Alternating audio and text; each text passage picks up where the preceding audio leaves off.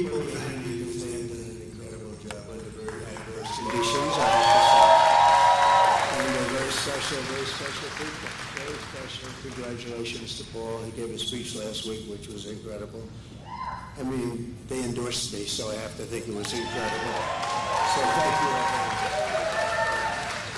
A great group of people. They love our country. Before we begin, I want to address the unconstitutional decision issued today by a radical judge appointed by Biden, and it just came down in Virginia, illegally allowing non-citizens to vote in our elections. In fact, a poll came out, 87% of the people disagree, so that's pretty good amount, isn't it, Ted, huh? The outrageous decision goes against the very bedrock of our democracy, and thankfully, Virginia Governor Glenn Youngkin, who's doing a terrific job, is working hard to fix this problem. They found thousands of illegal votes, and the judge said, you didn't do it in a timely fashion. They did it a long time ago. As legal scholar Andy McCarthy just said, and very correctly, how can non-citizens be allowed on the voter rolls if their voting is a federal crime? Constitutional law professor Jonathan Turley, two great guys, by the way, also notes that it is a crime to be a non-citizen voter. Removing illegal voters off the voting roll should be a big priority for this country, and yet instead we're scorned by a judge. This is blatantly un-American, and it's election interference, and Kamala Harris is behind it very much. And so I just wanted to bring that to your attention, and obviously, I mean, it's up to the governor of Virginia, Glenn Youngkin, but I assume they're going to be appealing it. I think he's going to, and they feel very strongly about it, so we'll see how it goes. But you have to get the confidence going for elections when you have decisions coming down like that where they allow people to vote that blatantly aren't qualified to vote. It's pretty sad for our country. We have enough problems with the elections. It's about confidence. We're here today in the great state of Texas, which I like it. Which under Kamala Harris has been turned into ground zero for the largest border invasion in the history of the world. You're lucky you have your governor and people like Ted and Dan and all other people, Sid. Even John, who's from a different state, but he feels the same way, or you would really have problems. But you've done an amazing job under the circumstances. But the federal government's supposed to be doing that job, and it should be easy, and it's not because of the people. But over the past 4 years, this state has become Kamala's staging ground to import her army of migrant gangs and illegal alien criminals into every state in America, and every state's a border state. You've heard that, it's true. Paving a trail of bloodshed, suffering, and death all across our land, and it's only getting worse. It's just incredible when you look at the numbers. 21 million people at least during this 3.5-year period, and many of them, as you know, are murderers, drug dealers, people from jails. They're letting their people out of jails and bringing them right into our country. We're like a dumping ground. What Kamala Harris has done on our border is cruel, it's vile, and it's absolutely heartless. Her policy of importing migrant gangs is a crime against our country. It's actually a crime against humanity, and her abolition of our border should disqualify her for even running. I mean, I don't know how you can run for the president of the United States and allow people to pour into our country. And we're talking about seriously criminal people, many of these people, and they come from all over the world. It's not just South America. They're coming in from Africa. They're coming in from the Middle East. The Congo, that's a hot place right now. A lot of people coming in from prisons in the Congo. They're coming into our country. It's not even believable, actually, when you think. You know, you're standing up here, you're saying this stuff, John Barrasso, but you're saying this, and you say to yourself, you know, is it even believable? It's sort of like, actually in a smaller way, but still very important, men playing in women's sports. Who would want that? But, you know, 10 years ago, you would never say that, and then you have the transgender operations all over the place, and you're saying this, and you have parental guidance, and we want our child to be parentally guided, and you have to make apologies for the fact that they're not, but they're going to be, and we're going to bring that back. We want our parents. But you know, if you go back 10 years or 15 years ago, if you ever made a speech like that, they'd say, this guy's crazy. What is he talking about? Those things would never happen, and they didn't happen until a certain time ago with the radical left. No person who is responsible for so much bloodshed on our own soil can ever be allowed to become president of the United States. And I think she's coming here today. She doesn't want to go to a swing state because she's losing so badly in those states, so she decided to come to Texas, and I'm sure she'll be treated very nicely. Today, she picked the wrong place. I think she picked the wrong place. Why do I know about politics? I haven't done it that long, actually. But today, Kamala is here in Texas to rub shoulders with woke celebrities. Isn't that exciting?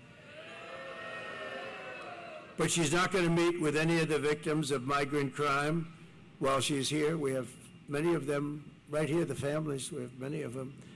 And they're incredible people, what they've gone through, the hell that they've gone through, and will continue to go through, unfortunately.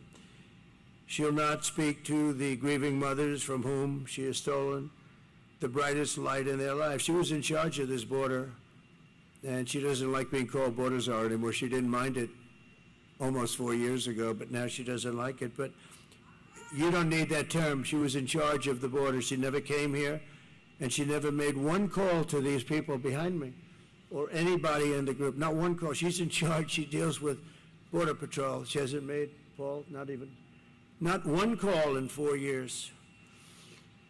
So we're joined today by a Texas mom, Alexis Nungaray from Houston, a great woman. This past June, thank you. Great one. Where is Alexis? Where is she? Come up here, Alexis. Come up here. So this past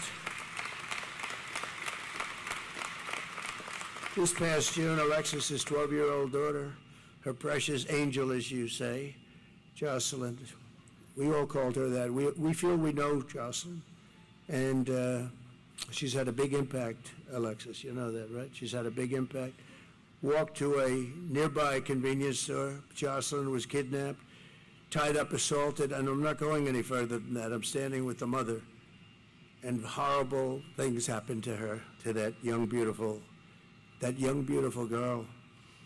And the animals arrested for Joselyn's barbaric murder are 2 illegal aliens believed to be members of the savage Venezuelan prison gang known as Tren de Aragua. And they're all over the place now. They're all over our country. They were in Aurora, but Aurora's now the least of it. They've taken over buildings in Aurora. The government, a radical left Democrat, weak person, doesn't know quite what to do. He's always got a big mouth when he talks about other things, but he has no idea what to do. Then they have weapons of military grade.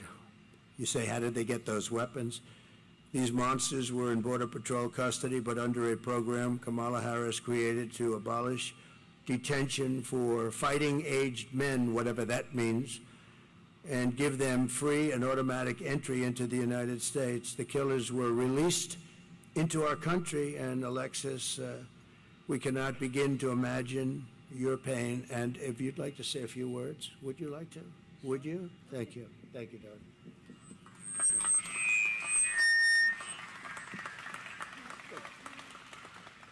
I want to thank everybody for Donald Trump, really, for the opportunity to be able to say my daughter's story. I know everybody knows somebody that was like her. She was 12. She was going to be a 7th grader, preteens. They think they're invincible. And she was just being a child. And due to the Biden-Harris policies we have here are why she's not here anymore. She was taken from her vulnerability, and they made her a target and ran with that. And now I will forever be a grieving mother and my son will forever be a grieving brother who will no longer get to grow up with his sister. Kamala Harris has never reached out to me, just even as a human, to give her condolences as a humane person running this country. I think it's very sad that she can't even just give me an open apology, sincere apology. She's attempted to apologize to me just days before this election, and I find it very inconvenient and a convenience for her. I appreciate everything Donald Trump, Senator Ted Cruz has done for me. They've been a tremendous amount of help for me and my family during this incredibly hard journey for me. I want to thank everybody for listening to my words. Thank you.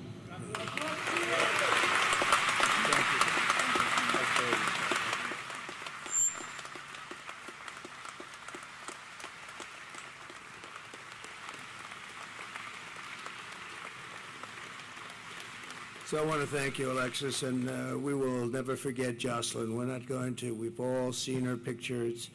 It's blazed into our minds, and the violence and viciousness, and nobody calls, nobody talks. And we have many others like that. The 13 soldiers that were killed so horribly in Afghanistan, nobody called them.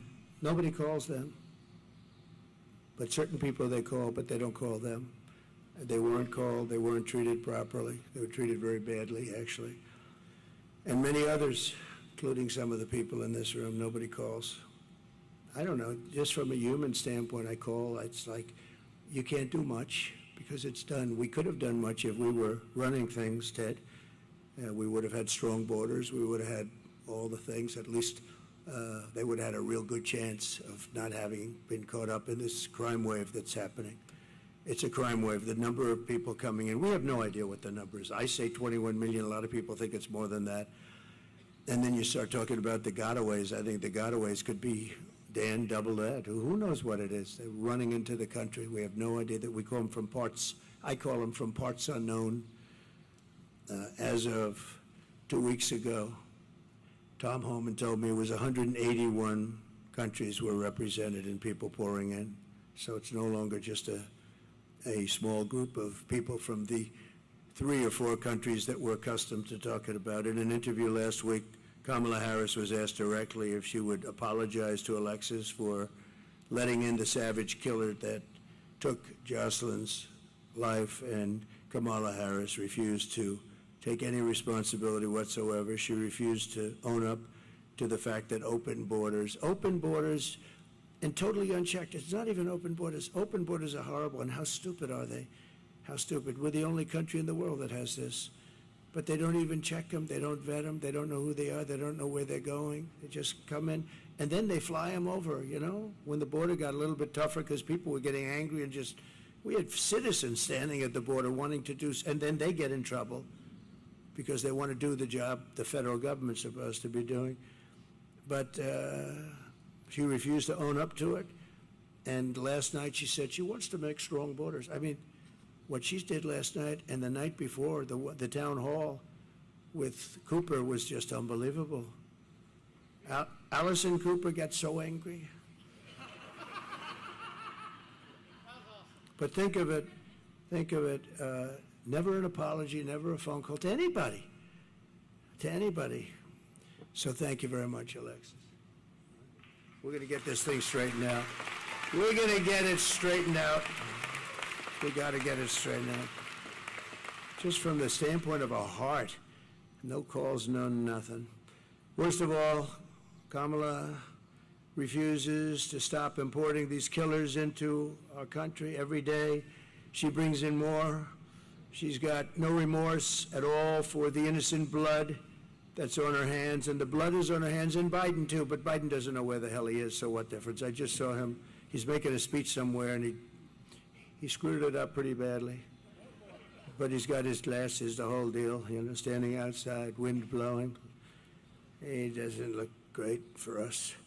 He doesn't look, that's not what we want. That's not what we want. President Xi used to look at him, and still does, I guess, right? But he used to he just said, oh, this makes me so happy, he says.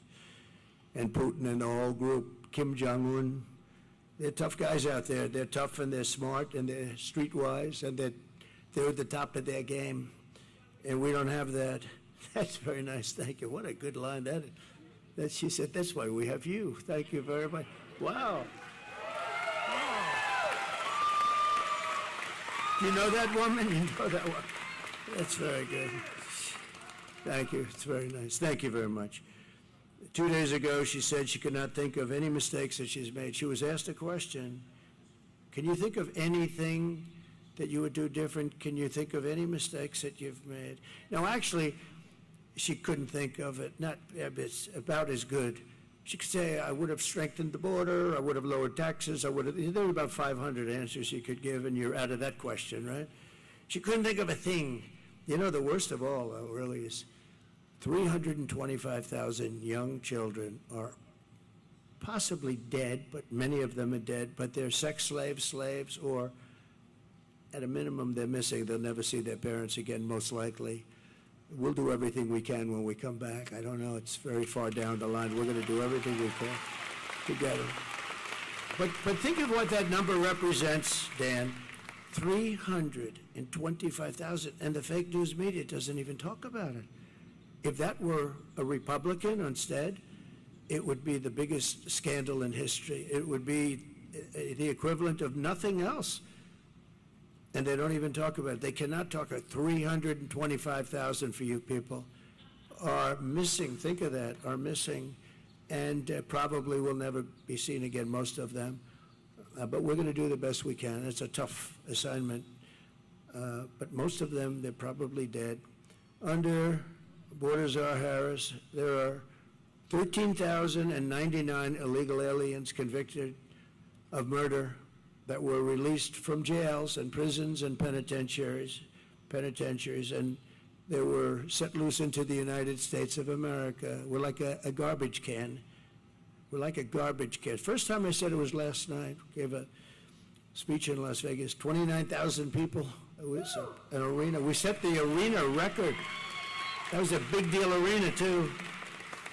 We set the record, but it was an amazing crowd. The first time I ever said it, I don't know, it just came out, garbage can. We're like a garbage can for the rest of the world to dump the people that they don't want.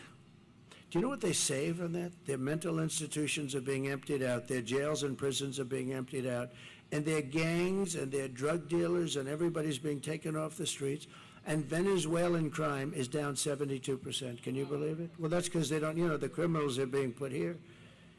If we don't win this election, we're going to go to Venezuela next year, Ted, and we're going to celebrate there because it's going to be much safer than our country, okay? Is that a deal? We'll all go together. No, it's just so bad. Well, I have to tell you, I'm not supposed to say it, but we are winning by a lot, actually.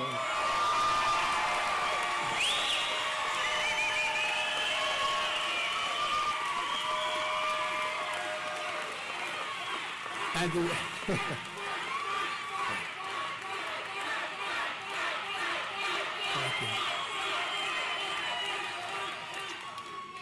the reason is we want them to keep voting, because we have to go, these used to take one day. Now they go on forever. And bad things happen. Lots of bad things happen. Where are those votes that I saw 2 days ago? Well, we're painting that section, and we decided to move them, sir. Oh, you can't believe it. So they said, don't say it. So I didn't say it. Don't tell anyone I said that. But we're doing well. We're doing well in all 7 states. Every one of those swing states we're doing well. And we're doing really well here. But we expect that. But in another atrocity, Kamala released and unvetted MS-13 gang members from El Salvador into the United States. These are real beauties. MS-13, that's another gang. They use knives. They like knives because it's more painful. They cut people up. They killed 2 young students walking to school, 2 beautiful young women, young girls. And they were walking to school, and they got them walking to school, and they knifed them up and cut them up didn't want to use guns because that's not painful. And you know who got rid of them? ICE. They're friends from ICE. They work so well together. And Kamala wants ICE is, you know what ICE is? Tough people that love our country. They have to be tough. Because I know a lot of tough people right up here. You don't want to do what they do. They got to be tough. And they've done a great job, but they did a very good job here. But the animal that went on to attack and tie up a 20-year-old autistic woman in Maryland before, raping her and then strangled her to death very violently in front of numerous people, and actually put it on tape. These are the people we're bringing into our country. In New York this past summer, an illegal alien released into our custody and came into our country by Kamala. You know, I never use the word Harris because nobody knows who I'm talking about. When I say Harris, they say, who the hell is Harris? It's true. If I said VP Harris, nobody knows who it is. Can you believe she's a VP? A VP, how about the guy she's got? That's worse. I'm not sure. It might be worse than her. Well, she lived by the old adage, always get yourself a bad VP. And she's got one. We were very happy when we heard that choice, but we didn't know he was as bad as he did. He's a disaster. But Kamala approached two 13-year-old children with, think of this, these people that she let in with machetes, knives, guns, in broad daylight, forced them into the woods, tied them up together, their wrists, everything, raped the young girl, park, filmed the entire thing, put it on camera, put it out for everybody to see, badly injured this person and somebody with her too, but really badly. In Georgia this year, and you know this, everybody knows this, except Biden, he didn't know how to pronounce her name after pressure because he didn't talk about it either, Alexis. He refused to talk about it. Then he was actually forced to because it got so crazy. But in Georgia this year, an illegal alien criminal with ties to Trinidad, Aragua, kidnapped, assaulted, and murdered a brilliant young nursing student, Laken Riley, you remember? Laken Riley, who was a beautiful, I got to meet the parents a couple of times, they're incredible, but they're like devastated. You know, you can't really say, oh, well, everything will be, it's not going to be okay, it's not good. It's just, you can't really, there's nothing you can say, really. A lot of times they say, like to Alexis, what can I say? The only thing we can do is do something about it so it doesn't happen again, you know, and that's all we can do. But she murdered her while she was out on a run. She wanted to keep herself in good shape, and they got her. Her killer was yet another monster released into America through this open border policy of Kamala and her group of radical left idiots. Under the Trump administration, we will end this migrant invasion and we will deport every last criminal alien, targeting our daughters and our children, our families, other people's families. They're going to be gone. They're going to be gone fast. Some are so violent, you know, we can't let them go. We can't send them in because they'll come back. But we have some pretty strong policies that we're putting into place immediately on January 20th. We're honored to be joined by many of the incredible Border Patrol agents and law enforcement heroes who will help us restore safety to America. And I'd like to invite a very special person. He made such a good speech last night. They endorsed me. And this gentleman made a very good speech. I said, you know, I'm going to have to go back and start practicing. Ted, you and I are going to have to practice a little bit. But Paul Perez just assumed the big power position from Brandon, who was a fantastic guy. He's still involved in so many ways, but they endorsed me, something they're not really probably even supposed to do. I won't get into that. But they love the country. And in endorsing, they said very bad things about her. They don't want to say bad things either. They want to say great things. Even me, I didn't know I was going to do this. We had a very good first election. We had a much better second election. We got close to 12 million votes more than we did the first time, the highest number in history. And okay, And then I saw what was happening with the country. It was so bad and so incompetent. It didn't take long. I would have preferred that the country was really well run.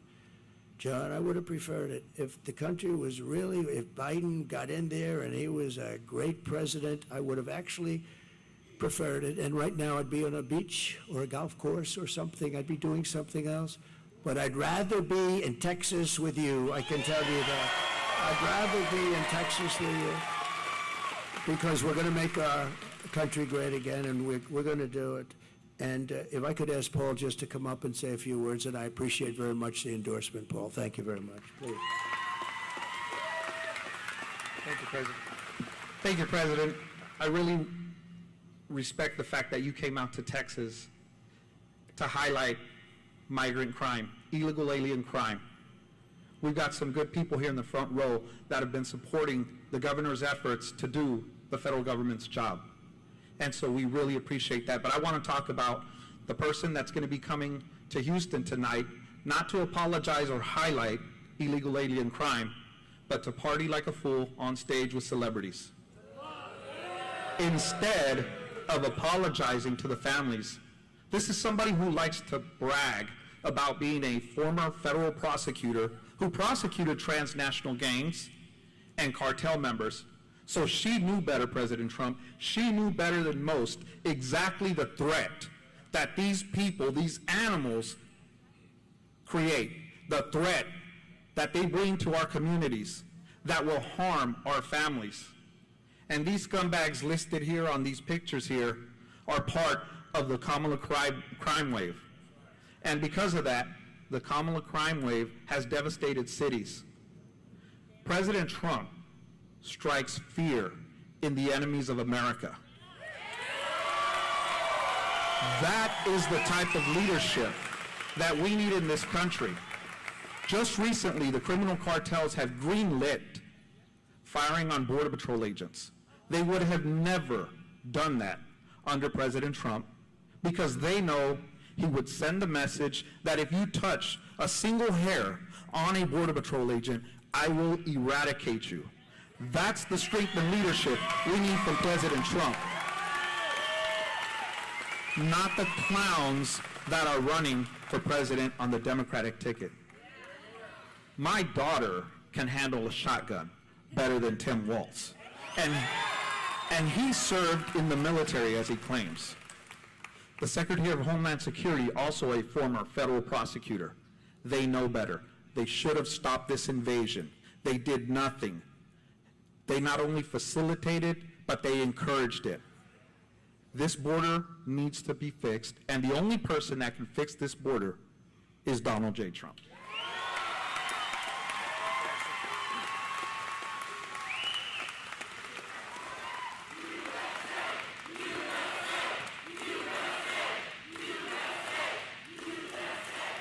Thank you very much. Paul, thank you very much. Boy, it's, you can't say it better.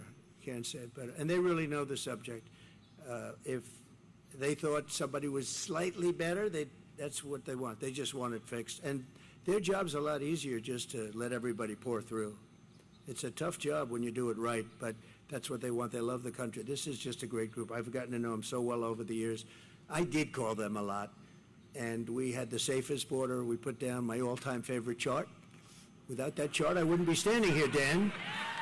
But that chart basically showed we had the lowest, and it was done by Border Patrol. We had the lowest number of illegal migrants. We had the lowest number of drugs in many years, and all of the different categories were number one. The day I left, and I said, we're going to have to come back. We're going to have to do it, and we'll do it even better because we really have experience now that we didn't have then. I want to thank the Guillen family. The Guillen family is here. They are incredible, incredible, brave, and beautiful family. They lost their daughter and sister, and she's up in heaven looking down, very proud of you, and very proud of the stance that you took. A very vicious group of people, just liars, you know, and a magazine that's a failing magazine run by a guy named Goldberg came out with a story, bad story about me, that I had told them I was going to do something and all this, and they were so incensed that they said, we can't let them say that about what took place with the daughter. I was going to help them if they didn't get the military funding. I was going to fund it myself. I told them that, but they were able to get the funding. And I guess they came out with a story that, what's it called, the Atlantic magazine, Atlantic.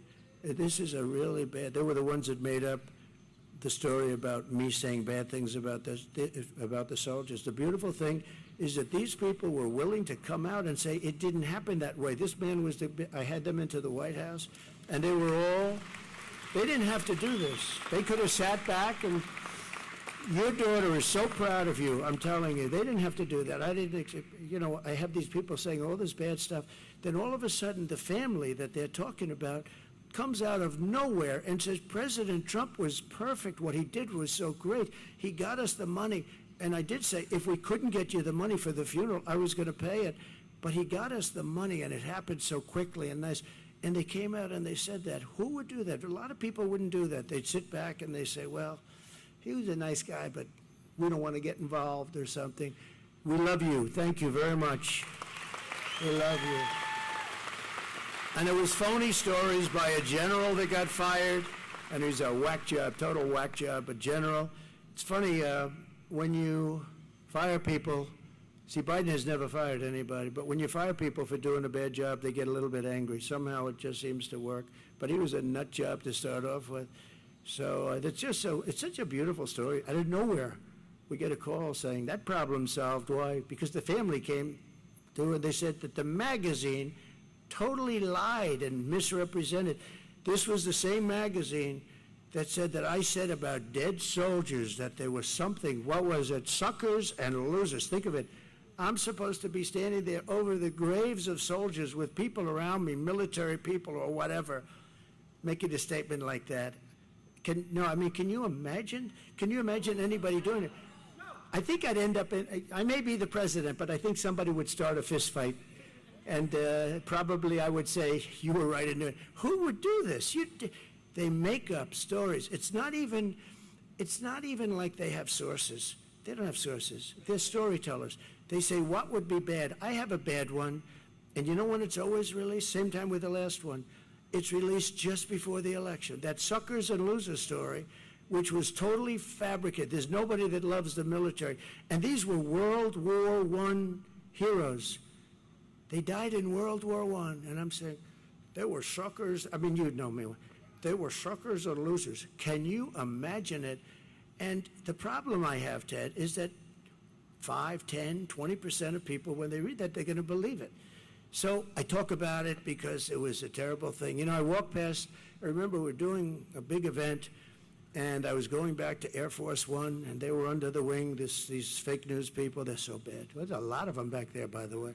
We got a lot of them honoring that special person, right? We got a lot of fake news. But I remember I'm walking past, and I hear the people shouting and everything. And I heard this one voice, loud, boisterous, horrible voice, say, did you call the dead soldiers from World War I suckers and losers? I said, I didn't, to myself, I said, man, that's a bad one. Because it's what? This sleazebag reporter, Goldberg, against me. I mean, and a percentage of people have to believe it, so all I can do is talk about it. But as soon as I heard that statement, I said, man, that's bad. Because to me, that's so bad. And that's what they do. These are evil people. They're a threat to democracy. And, we are not a threat. The threat to democracy is the other side. They've weaponized the courts. They've weaponized the FBI to go after people. They go after parents. They're going after Catholics. I don't know what's with Catholics lately. But if you're Catholic, you're being persecuted. Anybody that votes as a Catholic for this horrible candidate that can't put two sentences together, she can't speak. She can't put two sentences together. Can you imagine her standing with President Xi of China? I don't think so, Ken. I don't think. He would be a very happy man, but hopefully that won't happen. And based on the first 4 days, it's not going to happen.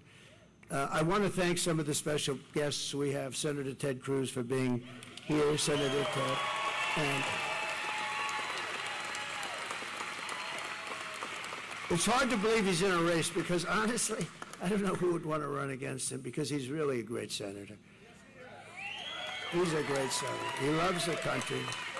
He's tough as hell. He fights. He's always fighting, and he's fighting for the state, but he's fighting more for the country than just about anybody. And John Barrasso would acknowledge that. John is one of our leaders in the Senate, and he's a fantastic man. So Ted, I know your thing is going good. I heard you were helped very greatly. You got a big pop, right? And I know you're doing great, but I just want to say he's got my complete and total endorsement. He has always will have.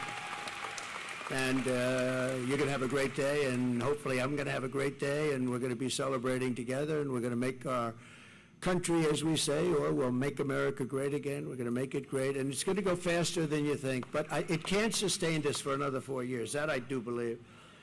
A very good friend, the head of my campaign from the day I ran, he called, he said, I want to run your campaign. I said, well, I'm not very experienced. I'd never done this before.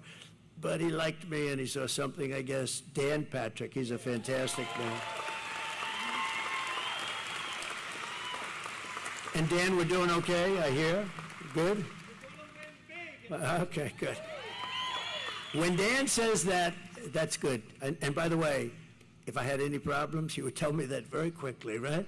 But when Dan says it, it means a lot. Thank you, Dan, very much. Appreciate it. Attorney General Ken Paxton, a really great Attorney General. Great Attorney General. Thank you. That's pretty good. That's pretty good. That's pretty good.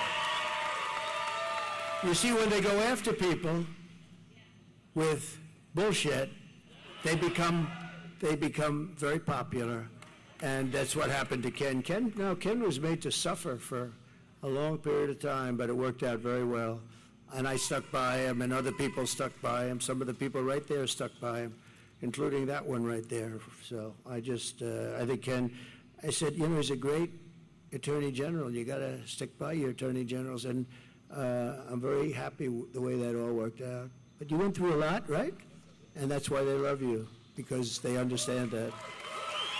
Agriculture Commissioner, another friend of mine, Sid Miller. The first time I saw Sid, he was on television. Alexis, he was on television, and I didn't know him at all. He was on Deface the Nation. Ladies and gentlemen, Sid Miller on Deface the Nation. That's the name I call it. They don't like it. They spend millions on PR. And then I get on and say, deface the nation. But they do deface the nation, and the others are just as bad. But he was on there, and they said, well, Trump is going to be in a tight race. This is when I first ran in Texas. And we had an event, and we had a line that went 10 miles long to get into a stadium, and they couldn't even get in. And he looks at the anchor. He said, listen, I'm from Texas. He said, that beautiful hat on. I love that hat. I'd love to wear it, but it wouldn't work for me, I don't think, Ken would. Ken would say, it's no good for you, take it off, please. But now he said, I don't know where you come from, but you don't come from Texas, because this guy's going to win in a landslide. And we won in a landslide, right? So thank you. Thank you. Sid's a great guy. Thank you, Sid. Appreciate it. Land Commissioner Dawn. Oh, I like that. I'd love to be Land Commissioner. I love real estate. Land Commissioner Dawn Buckingham. Thank you, Dawn. Great. Doing a good job. I hear that from everybody. And Chairman of the Texas Republican Party, Abraham George. Thank you. Thank you very much. Thank you. Good job. So just in closing, thank you, Abraham. Great job. Immediately upon taking the oath of office, I will launch the largest deportation program in American history. We will put, and I don't like saying that. The record is Dwight Eisenhower, who was essentially a moderate, good president. General Eisenhower, good president, good general, probably a very good general, right? Better than he gets credit. He never got credit for a lot of things. He built the interstate system, actually. He should get a lot of credit. But he was a very good president. But he was a moderate guy. But he has the record for deportation because he could not stand people pouring into the country. And I think we'll break that record. Not that I want to break it, but we have no choice. We have to get all of these criminals, these murderers and drug dealers and everything. We're getting them out. And we'll put these vicious and bloodthirsty criminals in jail or kick them the hell out of our country, and we'll get them out. Ideally, we want to get them out because we don't want to have to pay for their room and board for the next 50 years, right? To expedite removals of the Trinidad Aragua group and the MS-13 other savage gangs, I'll invoke the Alien Enemies Act of 1798. Did you know that? I had to go back that far. We couldn't find anything because modern day politicians, even sort of old time, nobody had the courage of these original people. So we had to go back to 1798, and it gives you the power to target and dismantle every migrant criminal network operating on American soil, and you can get them out, and there's no problem. And at least you can't say that it hasn't been around for a while. That's something, right? And if they come back into our country, it's an automatic 10 years in jail with no possibility for parole. So, you know, because a lot of people, what happened, and it happened with Eisenhower, you'd take them out, they'd come back in, they kept coming in. So he kept bringing them further away. At some point, they didn't come back. But I'm going to do it differently. It's a 10-year system of you're in prison for 10 years with no parole. And I'm hereby calling for the death penalty for any migrant that kills an American citizen or a law enforcement officer.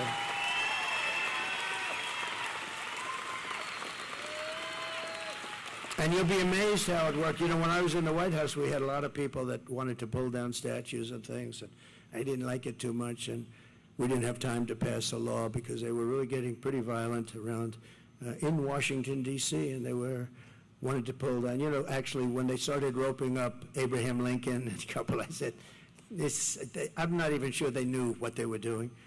But we found a law that was in the early 1900s, very tough law, that if you so much as touch in violation of anybody's word, if you so much as touch a monument or a statue, you get 10 years in jail. And I had a news conference, and the town was flooded. We had a news conference. They had actually a rope around Andrew Jackson's head, the beautiful statue. And I said, we're going to go fast. And I went out, I did it, and it was a beautiful sight. The second, I had 10 years in jail, no probation, nothing. And as soon as I said it, everybody just sort of walked. I could see them walking. I don't want to use the term I used last night. A certain part of their body, I watched the back. I saw thousands of them, and I said, what a beautiful sight. They just left. And that was the end. We had no more problem until about 2 months ago in D.C., where they became very violent. They were fighting with police. They were putting spray paint on our beautiful, on the lions, the beautiful lions, and you know, they're sandstone, and that's a very porous stone. You'll see that spray paint for many years to come, like hundreds of years. You can't really get it out. It goes deep into the stone. And to the best of my knowledge, nothing happened to them, did they? They were beating up cops, or the cops were beating them up, but they were fighting. They were fighting our police, our great police. We're going to take care of our police, too, by the way. They're going to stop the lawlessness. And I'm going to end all migrant flights immediately. You know, there's still flying flights coming in with 450,000 people over a fairly short. 450,000, that's a lot of flights.